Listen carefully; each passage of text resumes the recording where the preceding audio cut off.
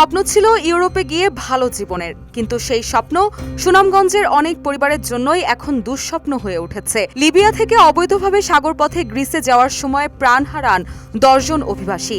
এছাড়াও সুনামগঞ্জের জগন্নাথপুর উপজেলার টিয়ারগাঁও গ্রামের বাসিন্দা আকলুস মিয়ার ছেলে শায়েক আহমদুদ ছিলেন ওই যাত্রার এক হতভাগা। 4 মাস আগে জীবিকার সন্ধানে পাড়ি জমান মধ্যপ্রাচ্য হয়ে লিবিয়ায়। খাবার পানির অভাবে ডিজেল খেয়ে মৃত্যু হয় তার। এমন খবরে পরিবারে বইছে শোকের মাতম। সিরেও দিছে না, খানিও দিছে না, পানিও দিছে না। লাস্টে আসলো তারা আনা খাইয়া ডিজেল নাকি দেখাই দিছে খাইয়া পেট ফুললা মারা গেছে বুটোর মাঝে। এরা বুটের যে ফসা পানি যে পেট্রোলের পানি 18 জন ও পানি খাইছে, খাইয়া বমি হরি দিছে, করছে করার বাদে খানিও নাই বনিও নাই কিছু নাই, তাকে ক্যাম্পও মারি দিছে আনা খাইয়া।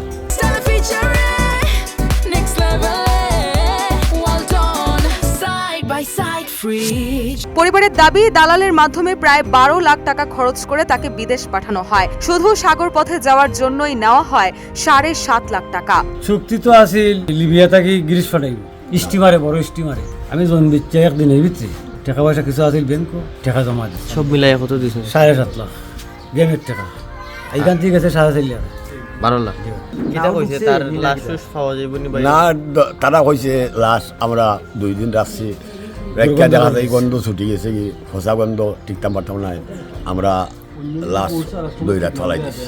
একই ঘটনায় জেলার আরও কয়েকটি উপজেলার অন্তত 10 জনের মৃত্যুর খবর পাওয়া গেছে। নিহতদের বেশিরভাগই ছিলেন তরুণ, যারা পরিবারের স্বপ্ন পূরণে ঝুঁকিপূর্ণ পথ বেছে নিয়েছিলেন। আমরা 9 জনেরটা মোটামুটি কনফার্ম হচ্ছে, ধরাবাজার এটা আমি লোক পাঠাইছি, এটাও ঠিক আছে।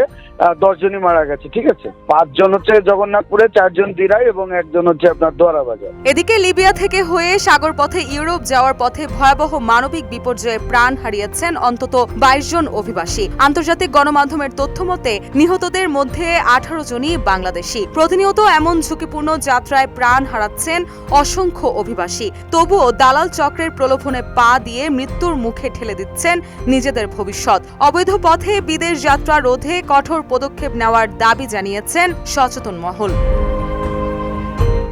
রুশা সুর, নিউজ ডেস্ক, ইত্তেফাক।